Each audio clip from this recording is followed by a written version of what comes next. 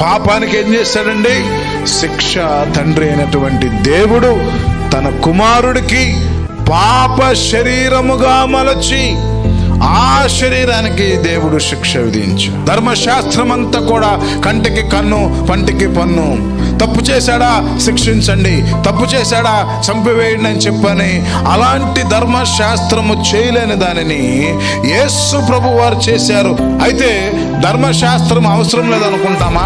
ధర్మశాస్త్రం అవసరమే. దేవుడు అంటున్నాడు, ధర్మశాస్త్రాన్ని నేను కొట్టివేయడానికి రాలేదు, కానీ ధర్మశాస్త్రమును నెరవేర్చడానికి నేను వచ్చానన్నా. ధర్మశాస్త్రము కొట్టివేయబడలేదు, కానీ ఆ ధర్మశాస్త్రము నెరవేర్చడానికి వచ్చినటువంటి దేవుడు మనము కూడా ఆ ధర్మశాస్త్రమును నెరవేర్చిన వారిలాగా ఉండటానికి, అంటే శరీరముతో సంబంధం లేదు, ఆచారముతో సంబంధం లేదు, రిలీజియన్తో సంబంధం లేదు.